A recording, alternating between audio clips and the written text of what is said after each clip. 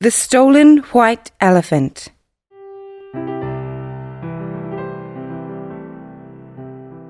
The following curious history was related to me by a chance railway acquaintance. He was a gentleman more than 70 years of age, and his thoroughly good and gentle face and earnest and sincere manner imprinted the unmistakable stamp of truth upon every statement which fell from his lips. He said, "You know in what reverence the royal white elephant of Siam is held by the people of that country. You know it is sacred to kings.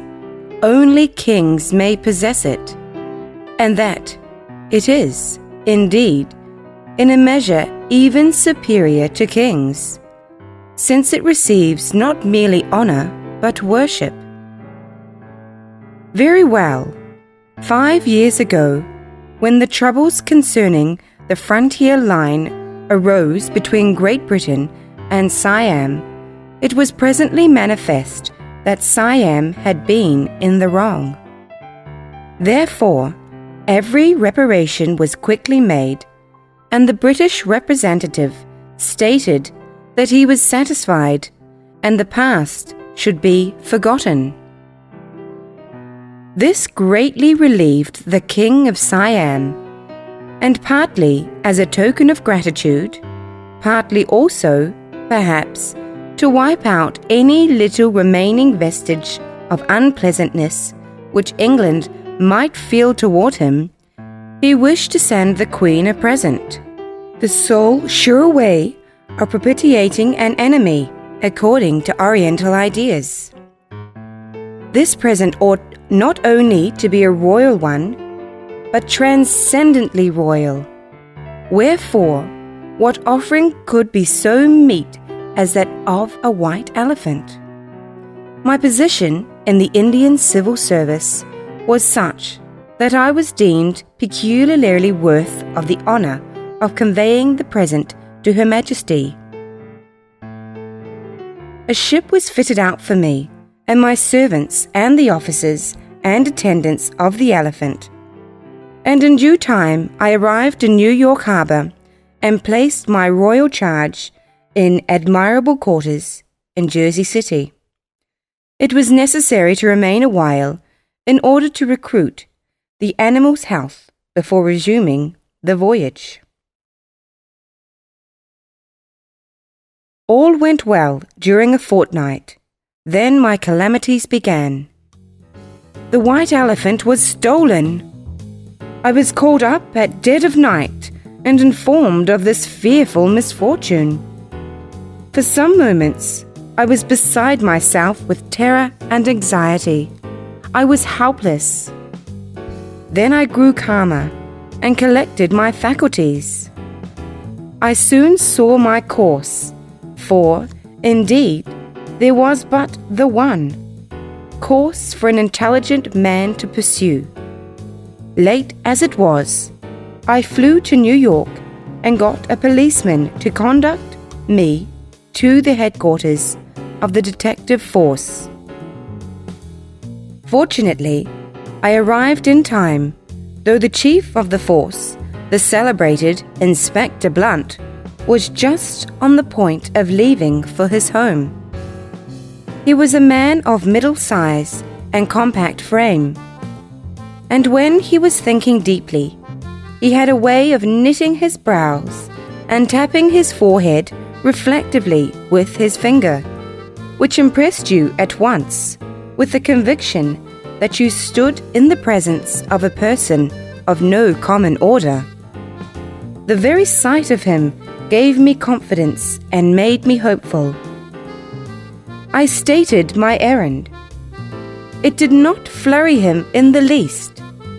It had no more visible effect upon his iron self-possession than if I had told him somebody had stolen my dog. He motioned me to a seat and said calmly, "Allow me to think a moment, please." So saying, he sat down at his office table and leaned his head upon his hand. Several clerks were at work at the other end of the room. The scratching of their pens was all the sound I heard during the next 6 or 7 minutes. Meantime, the inspector sat there, buried in thought. Finally, he raised his head, and there was that in the firm lines of his face, which showed me that his brain had done its work and his plan was made. Said he, and his voice was low and impressive, "This is no ordinary case.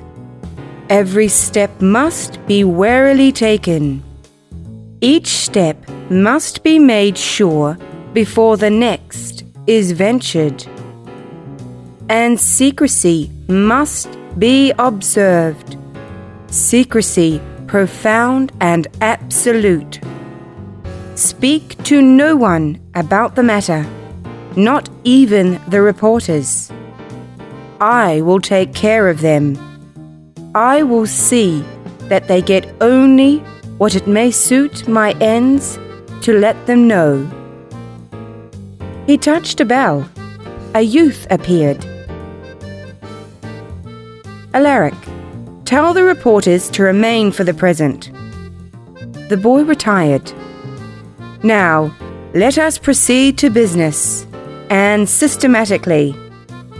Nothing can be accomplished in this trade of mine without strict and minute method." He took a pen and some paper. "Now, name of the elephant." "Hassan ben Ali ben Selim Abdullah Muhammad Moist Alhamid Jamset Gigi Boy Dulep Sultan Ibu Budpur." "Very well. Given name?" "Jumbo." "Very well. Place of birth?" "The capital city of Siam." "Parents living?" "No, dead." "Had they any other issue besides this one?" "None. He was an only child." "Very well. These matters are sufficient under that head. Now please describe the elephant, and leave out no particular, however insignificant, that is, insignificant from your point of view. To me, in my profession, there are no insignificant particulars. They do not exist." I described, he wrote. When I was done, he said, "Now listen. If I have made any mistakes, correct me." He read as follows. Height, 19 feet. Length from apex to forehead, insertion of tail, 26 feet. Length of trunk, 16 feet. Length of tail, 6 feet. Total length, including trunk and tail, 48 feet. Length of tusks, 9 feet. Ears keeping with these dimensions. Footprint resembles the mark left when one upends a barrel in the snow. The color of the elephant, a dull white, has a hole the size of a plate in each ear for the insertion of jewelry, and possesses the habit, in a remarkable degree, of squirting water upon spectators, and of maltreating with his trunk not only such persons as he is acquainted with, but even entire strangers. Limps slightly with his right hind leg, and has a small scar in his left armpit caused by a former boil. Had on, when stolen, a castle containing seats for 15 persons, and a gold cloth saddle blanket the size of an ordinary carpet. There were no mistakes. The inspector touched the bell, handed the description to Alaric and said, "Have 50,000 copies of this printed at once and mailed to every detective office and pawnbroker's shop on the continent. Alaric retired. There, so far so good. Next, I must have a photograph of the property. I gave him one. He examined it critically and said, "It must do, since we can do no better." But he has his trunk curled up and tucked into his mouth. That is unfortunate, and is calculated to mislead, for of course he does not usually have it in that position. He touched his bell. "Alaric, have 50,000 copies of this photograph made the first thing in the morning, and mail them with the descriptive circulars." Alaric retired to execute his orders. The inspector said, "It will be necessary to offer a reward, of course. Now, as to the amount, what sum would you suggest?" "To begin with, I should say, well, $25,000. It is an intricate and difficult business. There are 1,000 avenues of escape and opportunities of concealment. These thieves have friends and pals everywhere." "Bless me! Do you know who they are?" The weary face, practiced in concealing the thoughts and feelings within, gave me no token, nor yet the replying words, so quietly uttered. "Never mind about that. I may, and I may not." We generally gather a pretty shrewd inkling of who our man is by the manner of his work and the size of the game he goes after. We are not dealing with a pickpocket or a hall thief now. Make up your mind to that. This property was not lifted by a novice. But, as I was saying, considering the amount of travel which will have to be done, and the diligence with which the thieves will cover up their traces as they move along, 25,000 may be too small a sum to offer. Yet I think it worth while to start with that. So we determined upon that figure as a beginning.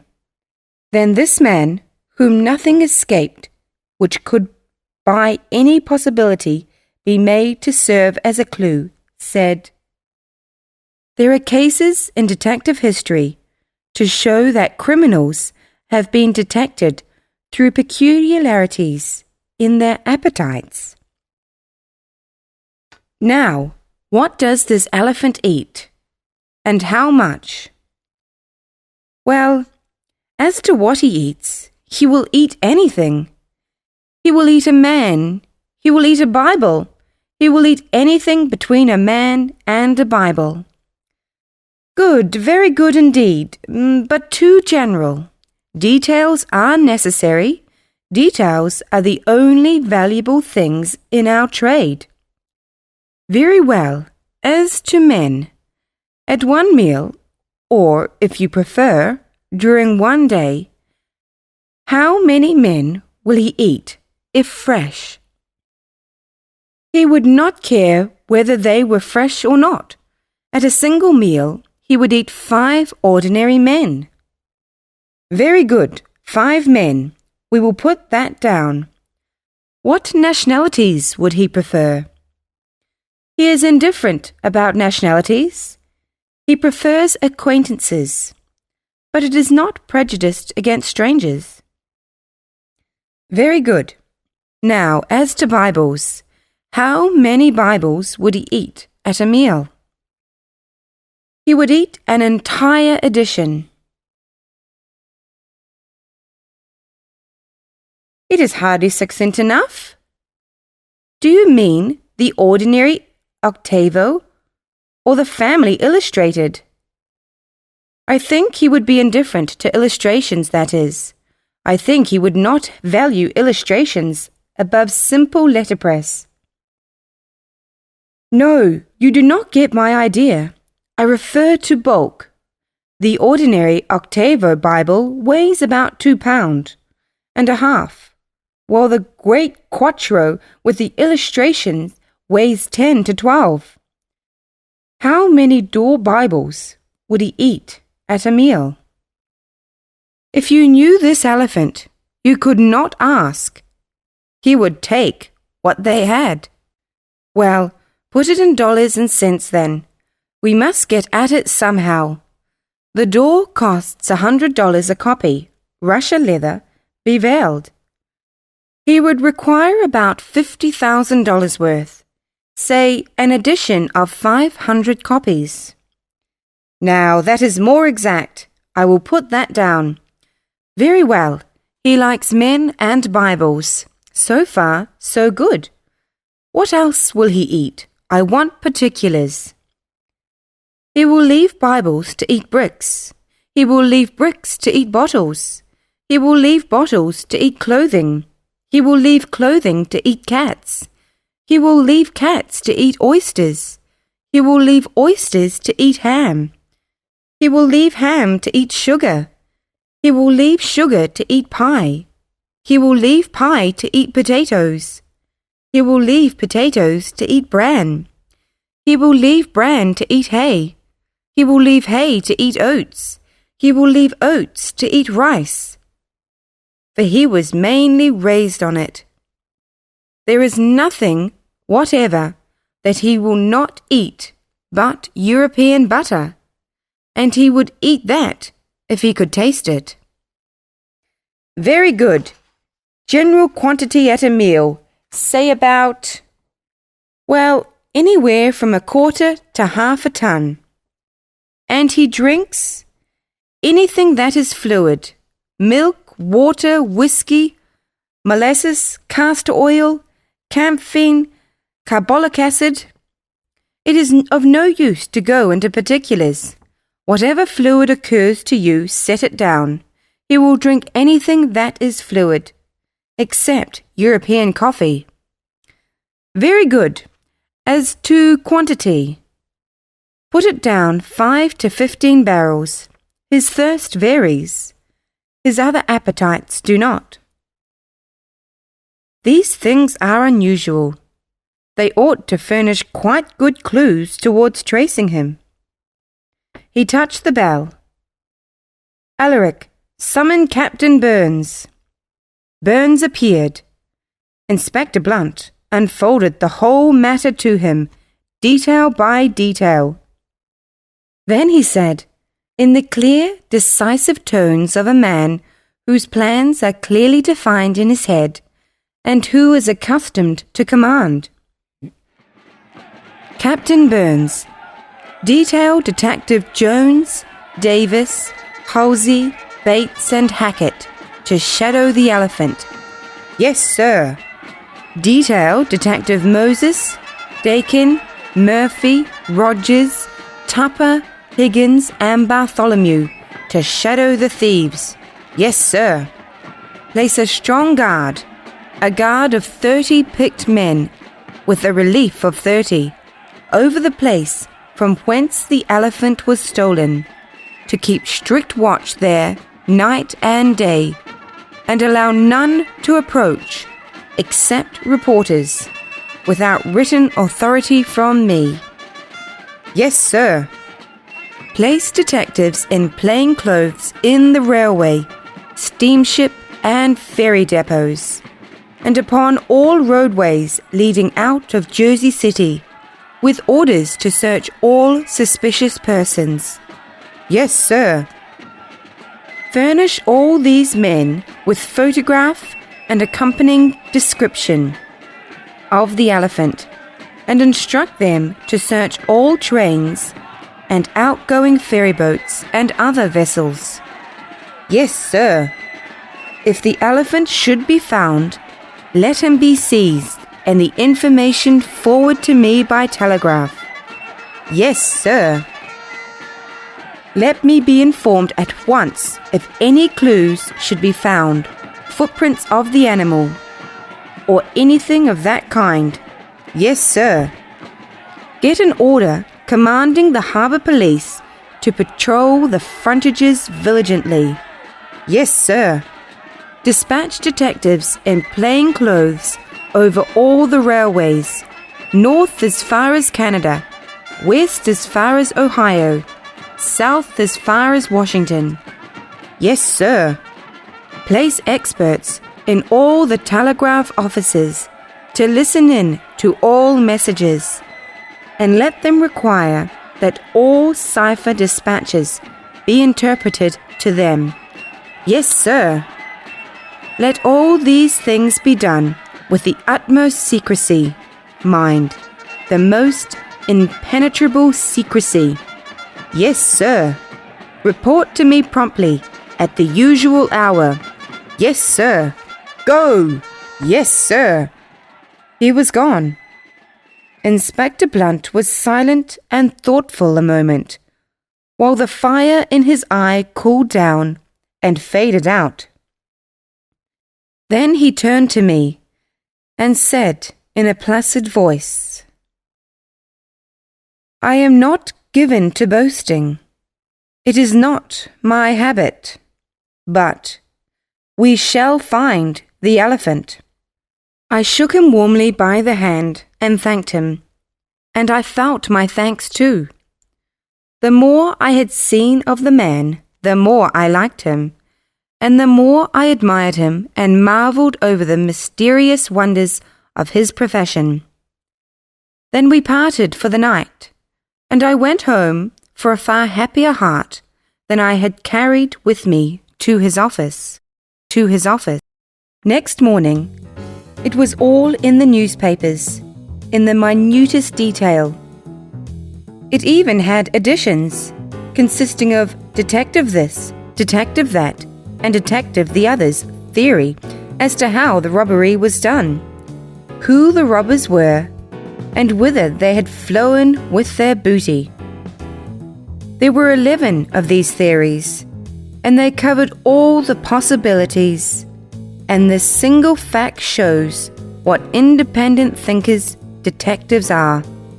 No two theories were alike, or even much resembled each other, save in one striking particular, and in that one all the other 11 theories were absolutely agreed. That was, that although the rear of my building was torn out and only door remained locked, the elephant had not been removed through the rent, but by some undiscovered outlet. All agreed that the robbers had made that rent only to mislead the detectives. That never would have occurred to me or to any other layman, perhaps, but it had not deceived the detectives for a moment. Thus, what I had supposed was the only thing that had no mystery about it was in fact the very thing I had gone furthest astray in. The 11 theories all named the supposed robbers, but no two named the same robbers. The total number of suspected persons was 37. The various newspaper accounts all closed with the most important opinion of all, that of Chief Inspector Blunt. A portion of this statement read as follows: "The Chief knows who the two principals are, namely Brick Daffy and Red McFadden. 10 days before the robbery was achieved, he was already aware that it was to be attempted, and had quietly proceeded to shadow these two noted villains. But unfortunately, on the night in question, their track was lost, and before it could be found again, the bird was flown, that is, the elephant. Daffy and McFadden are the boldest scoundrels in the profession. The chief has reasons for believing that they are the men who stole the stove out of the detective headquarters on a bitter night last winter. In consequence, of which the chief and every detective present were in the hands of the physicians before morning, some with frozen feet, others with frozen fingers, ears, and other members. When I read the first half of that, I was more astonished than ever at the wonderful sagacity of this strange man. He not only saw everything in the present with a clear eye, but even the future could not be hidden from him. I was soon at his office, and said I could not help wishing he had had those men arrested, and so prevented the trouble and loss. But his reply was simple and unanswerable. It is not our province to prevent crime, but to punish it. We cannot punish it until it is committed. I remarked that the secrecy with which he had begun had been marred by the newspapers. Not only all our facts, but all our plans and purposes had been revealed. Even all the suspected persons had been named. These would doubtless disguise themselves now, or go into hiding. Let them. They will find that when I am ready for them, my hand will descend upon them in their secret places, as unerringly as the hand of fate. As to the newspapers, we must keep in with them. Fame, reputation, constant public mention, these are the detective's bread and butter. We must publish his facts, else he will be supposed to have none. He must publish his theory, for nothing is so strange or striking as a detective's theory, or brings him so much wonderful respect. We must publish our plans, for these the journals insist upon having, and we could not deny them without offending. We must constantly show the public what we are doing, or they will believe we are doing nothing. It is much pleasanter to have a newspaper say, Inspector Blunt's ingenious and extraordinary theory is as follows, than to have it say some harsh thing, or, worse still, some sarcastic one. I see the force of what you say, but I noticed that in one part of your remarks in the papers this morning, you refused to reveal your opinion upon a certain minor point. Yes, we always do that. It has a good effect.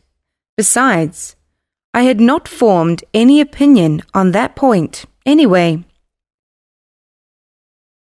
I deposited a considerable sum of money with the inspector to meet current expenses, and sat down to wait for news. We were expecting the telegrams to begin to arrive at any moment now. Meantime, I reread the newspapers and also our descriptive circular, and observed that our $25,000 reward seemed to be offered only to detectives. I said I thought it ought to be offered to anybody who would catch the elephant. The inspector said, It is the detectives who will find the elephant. Hence, the reward will go to the right place. If other people found the animal, it would only be by watching the detectives and taking advantage of clues and indications stolen from them. And that would entitle the detectives to the reward, after all. The proper office of a reward is to stimulate the men who deliver up their time and their trained sagacities to this sort of work, and not to confer benefits upon chance citizens who stumble upon a capture without having earned the benefits by their own merits and labours. That was reasonable enough, certainly. Now the telegraphic machine in the corner began to click, and the following dispatch was the result. Flower Station, NY, 7:30 a.m. Have got a clue. Found a succession of deep tracks across a farm near here. Followed them 2 miles east without result. Think elephant went west. Shall now shadow him in that direction. Dali, detective. Dali's one of the best men on the force, said the inspector. We shall hear from him again before long. Telegram number 2 came. Barkers, NJ, 7:40 a.m. Just arrived. Glass factory, broken open here during night, and 800 bottles taken. Only water in large quantity near here is 5 miles distant. Shall strike for there. Elephant will be thirsty. Bottles were empty. Dali, detective. That promises well too, said the inspector. I told you the creature's appetites would not be bad clues. Telegram number 3. Taylorville, L. I. 8:15 a.m. A haystack near here disappeared during night. Probably eaten. Have got a clue and am off. Hubbard, detective. How he does move around, said the inspector. I knew we had a difficult job on hand, but we shall catch him yet. Flower Station, NY, 9 a.m. Shadowed the tracks 3 miles westward. Large, deep and ragged. Have just met a farmer who says they are not elephant tracks. Says they are holes where he dug up saplings for shade trees when ground was frozen last winter. Give me orders how to proceed. Dali, detective. Aha! A confederate of the thieves. The thing grows warm, said the inspector. He dictated the following telegram to Dali.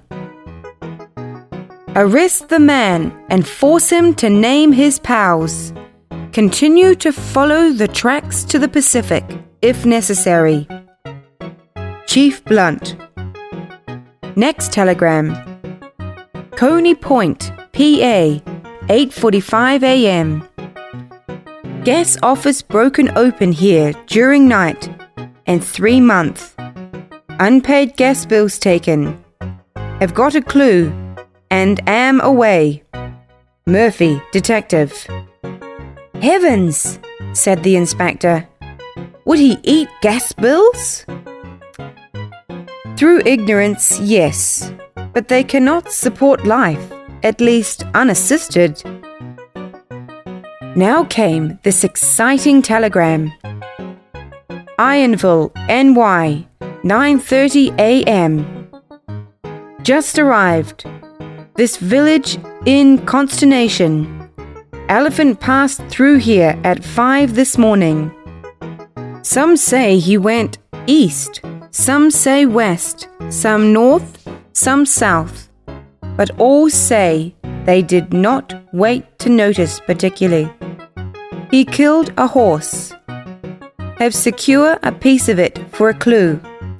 Killed it with his trunk, from style of blow. Think he struck it left-handed. From position in which horse lies, think elephant travelled northward along line Berkeley Railway. Has 4.5 hours start. but I move on his track at once. Pause, detective. I uttered exclamations of joy. The inspector was as self-contained as a graven image. He calmly touched his bell.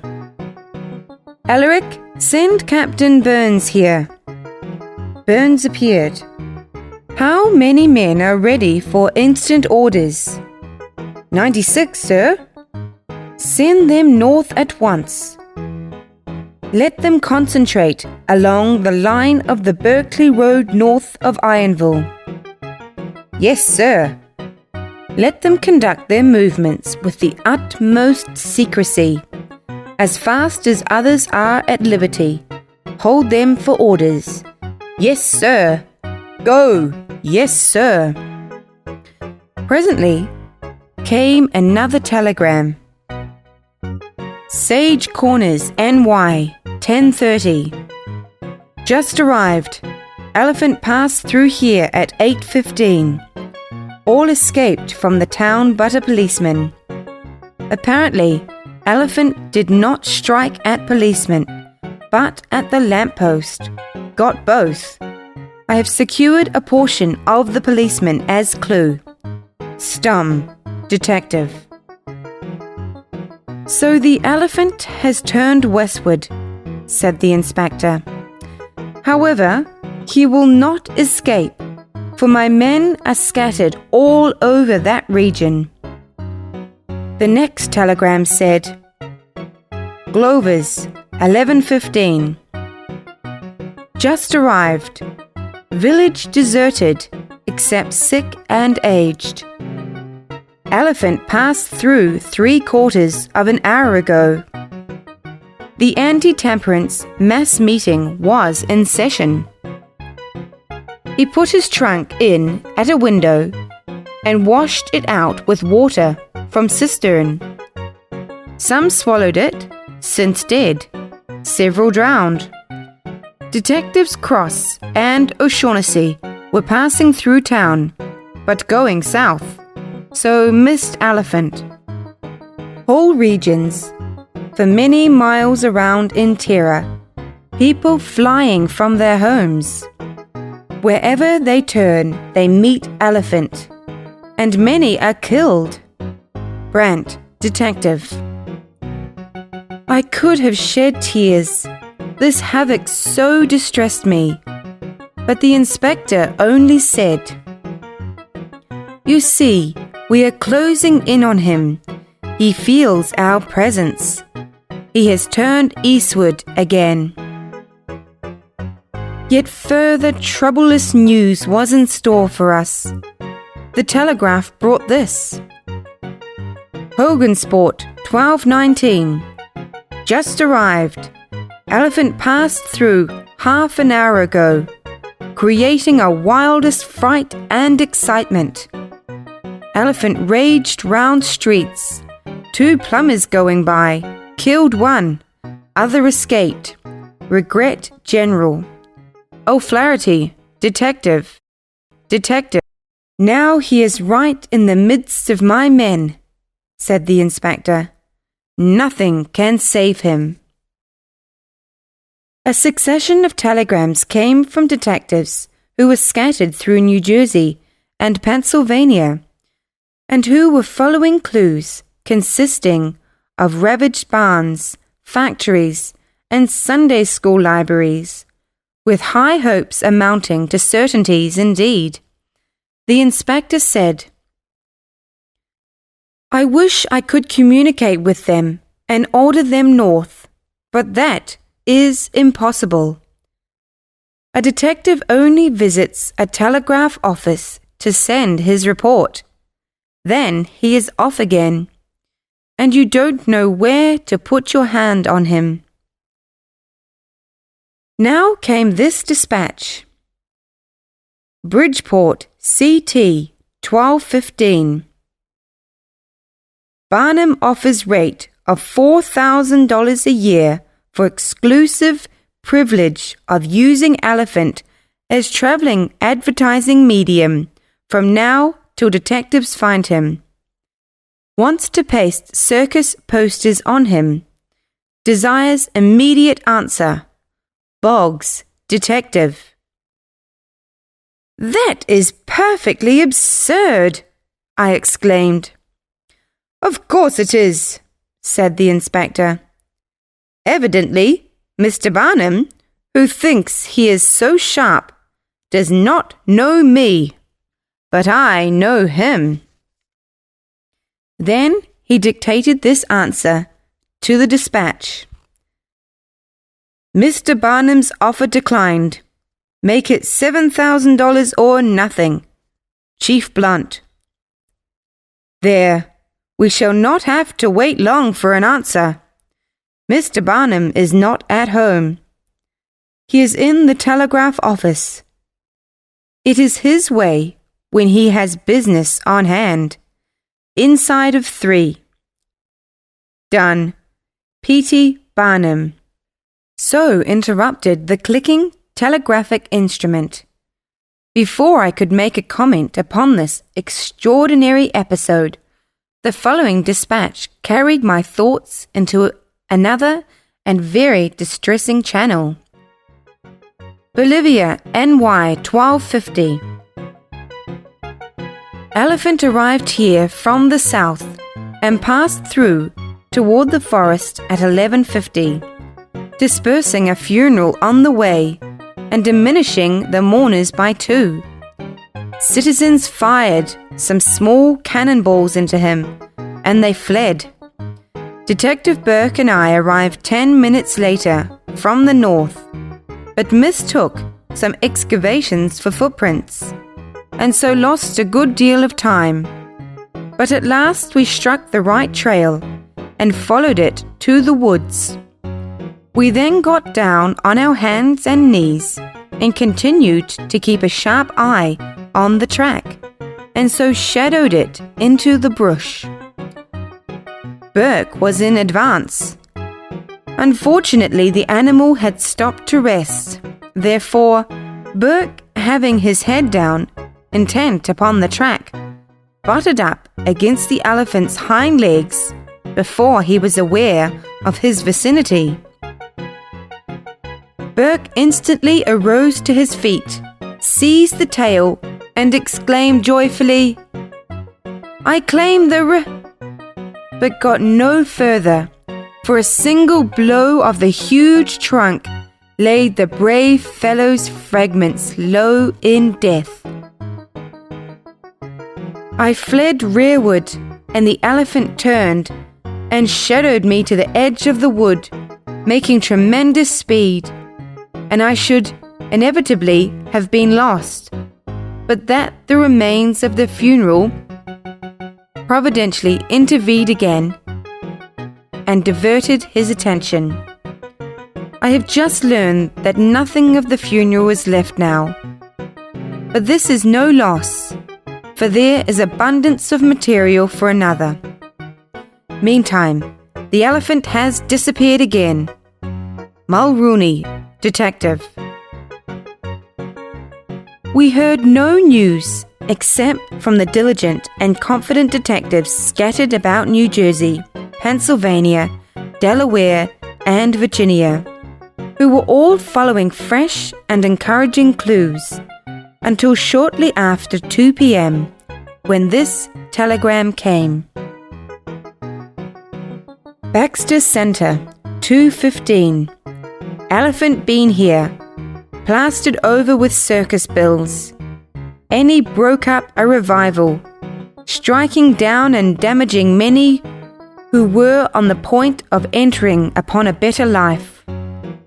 Citizens pinned him and established a guard. When Detective Brown and I arrived, some time after, we entered enclosure and proceeded to identify elephant by photograph and description. All masks tallied exactly except one, which we could not see, the boil scar under armpit. To make sure, Brown crept under to look, and was immediately brained, that is, head crushed and destroyed. though nothing issued from debris. All fled, so did elephant, striking right and left with much effect. He escaped, but left bold blood track from cannon wounds. Rediscovery certain, he broke southward through a dense forest. Brent, detective. That was the last telegram. At nightfall, a fog shut down, which was so dense that objects but 3 feet away could not be discerned. This lasted all night. The ferry boats and even the omnibuses had to stop running. Next morning, the papers were as full of detective theories as before. They had all our tragic facts in detail also, and a great many more, which they had received from their telegraphic correspondence. Column after column was occupied, a third of its way down with glaring headlines, which had made my heart sink to read.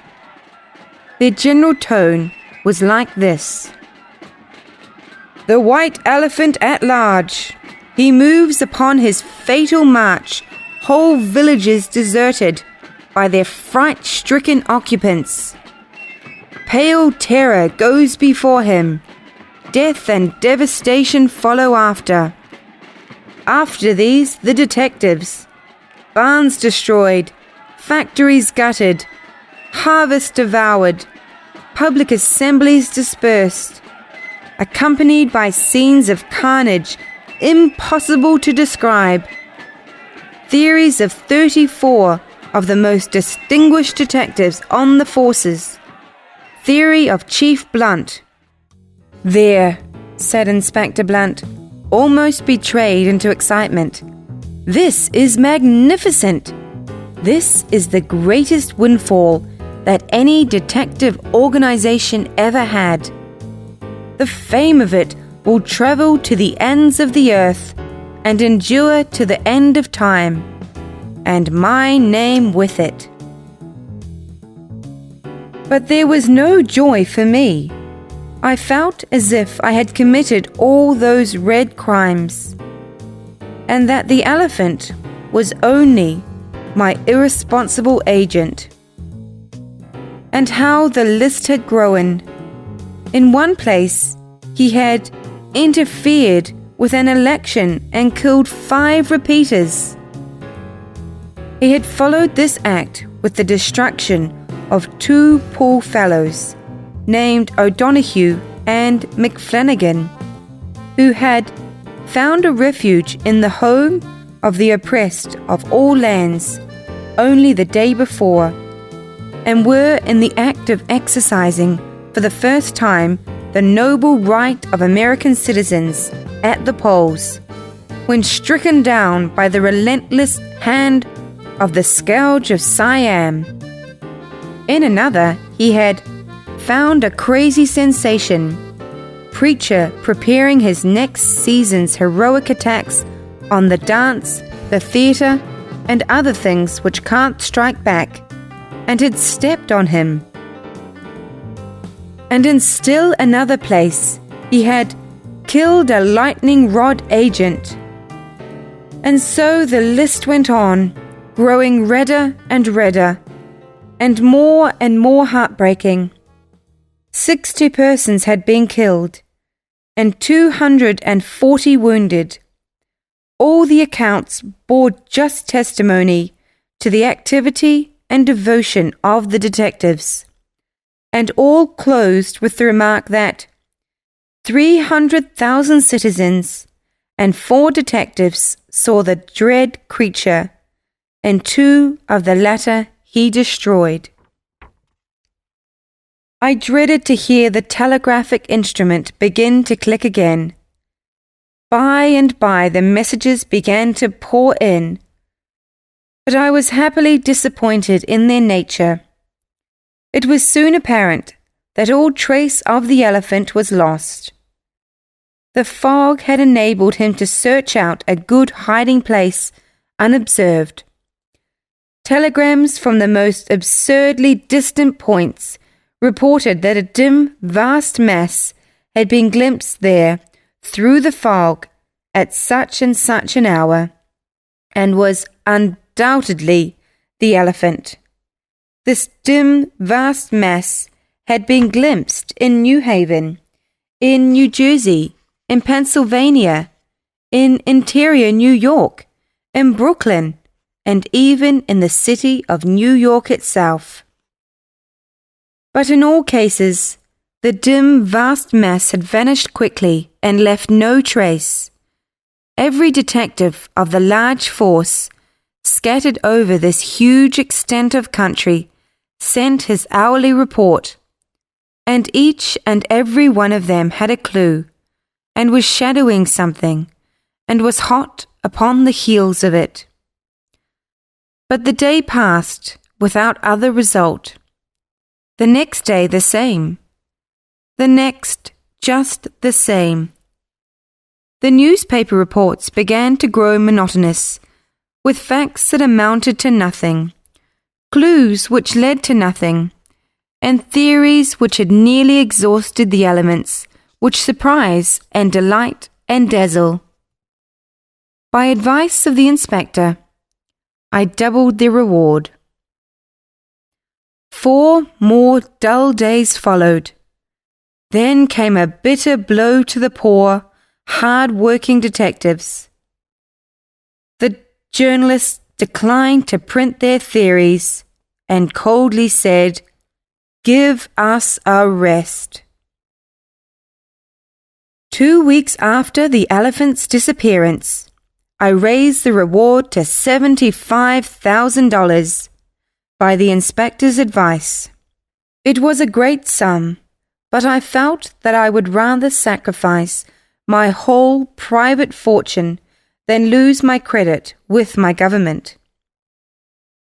Now that the detectives were in adversity, the newspapers turned upon them and began to fling the most stinging sarcasms at them. This gave the minstrels an idea, and they dressed themselves as detectives and hunted the elephant on the stage in the most extravagant way.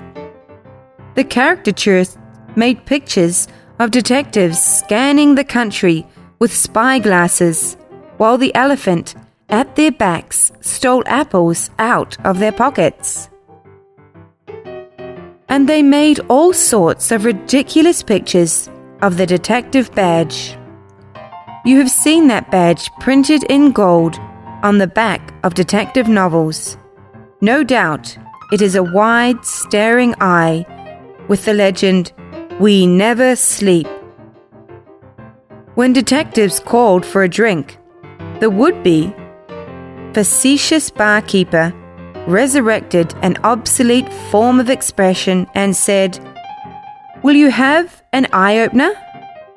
All the air was thick with sarcasms. But there was one man who moved calm, untouched, unaffected through it all. It was that heart of oak, the chief inspector. His brave eye never drooped, his serene confidence never wavered. He always said, "Let them rail on. He laughs best who laughs last." My admiration for the man grew into a species of worship. I was at his side always. His office had become an unpleasant place to me, and now became daily more and more so. Yet, if he could endure it, I meant to do so also, at least as long as I could. So I came regularly and stayed, the only outsider who seemed to be capable of it. Everybody wondered how I could, and often it seemed to me that I must desert. But at such times, I looked into that calm and apparently unconscious face and held my ground. About 3 weeks after the elephant's disappearance, I was about to say one morning, that I should have to strike my colours and retire, when the great detective arrested the thought by proposing one more superb and masterly move. This was to compromise with the robbers. The fertility of this man's invention exceeded anything I have ever seen, and I have had a wide intercourse with the world's finest minds. He said he was confident he could compromise for $100,000 and recover the elephant. I said I believed I could scrape the amount together. But what would become of the poor detectives who had worked so faithfully? He said, "In compromises, they always get half." This removed my only objection. So the inspector wrote 2 notes in this form. "Dear Madam, your husband can make a large sum of money and be entirely protected from the law by making an immediate appointment with me, Chief Blunt." He sent one of these by his confidential messenger to the reputed wife of Brick Duffy, and the other to the reputed wife of Red McFadden. Within the hour, these offensive answers came. "Ye old fool! Brick Duffy's been dead 2 year. Bridget Mahoney." "Chief Bat, Red McFadden is hung, and in heaven 18 month. Any ass but a detective know that. Mary O'Hooligan." "I had long suspected these facts," said the inspector. "This testimony proves the unerring accuracy of my instinct." The moment one resource failed him, he was ready with another. He immediately wrote an advertisement for the morning papers, and I kept a copy of it. A-X WHLV 242 HT TJND FZ 328 WMLG OZPO -2 M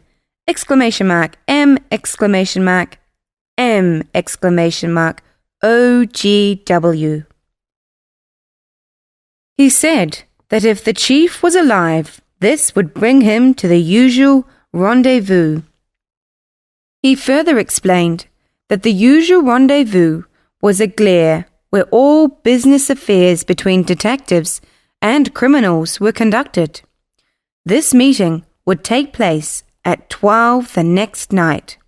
We could do nothing till then, and I lost no time in getting out of the office, and was grateful indeed for the privilege. At 11 the next night, I brought $100,000 in banknotes and put them into the chief's hands, and shortly afterward he took his leave with the brave, old, undimmed confidence in his eye. An almost intolerable hour dragged to a close. Then I heard his welcome tread, and rose gasping, and tottered to meet him. How his fine eyes flamed with triumph! He said, "We've compromised.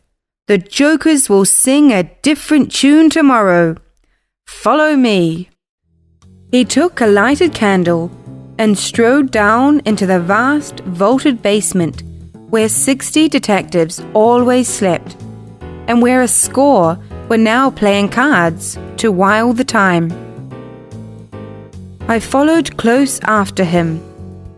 He walked swiftly down to the dim and remote end of the place, and just as I succumbed to the pangs of suffocation and was swooning away, he stumbled and fell over the outlying members of a mighty object, and I heard him exclaim as he went down, "Our noble profession is vindicated!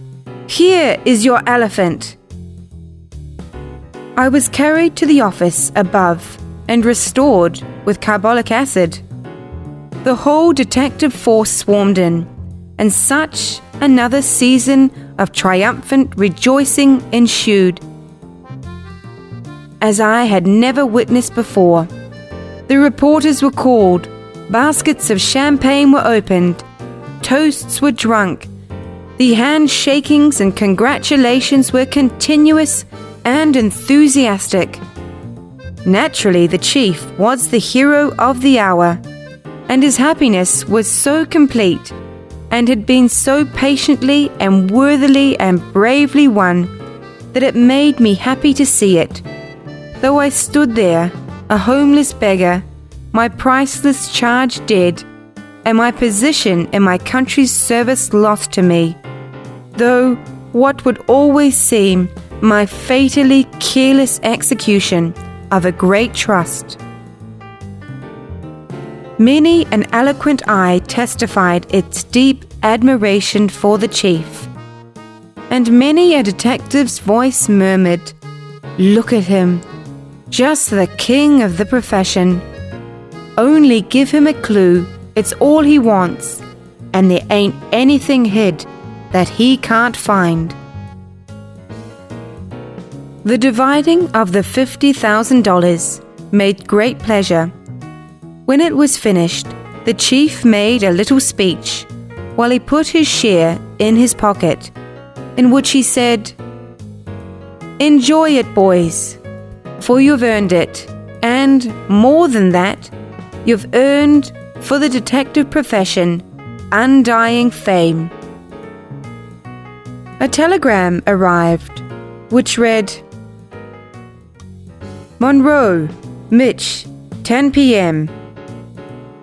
First time I've struck a telegraph office in over 3 weeks. Have followed those footprints horseback through the woods 1,000 miles to here, and they get stronger and bigger and fresher every day. Don't worry, inside of another week I'll have the elephant. This is dead sure. Dali, Detective." The chief ordered 3 chairs for Dali, one of the finest minds on the force, and then commanded that he be telegraphed to come home and receive his share of the reward. So ended that marvelous episode of the stolen elephant. The newspapers were pleasant with praises once more the next day, with one contemptible exception. This sheet said, "Great is the detective. He may be a little slow in finding a little thing like a mislaid elephant. He may hunt him all day and sleep with his rotting carcass all night for 3 weeks. But he will find him at last if he can get the man who mislaid him to show him the place." Poor Hassan was lost to me forever. The common shots had wounded him fatally. He had crept to that unfriendly place in the fog, and there, surrounded by his enemies and in constant danger of detection, he had wasted away with hunger and suffering till death gave him peace. The compromise cost me $100,000. My detective expenses were $42,000 more. I never applied for a place again under my government. I am a ruined man and a wanderer on the earth, but my admiration for that man, whom I believe to be the greatest detective the world has ever produced, remains undimmed to this day, and will so remain until the end.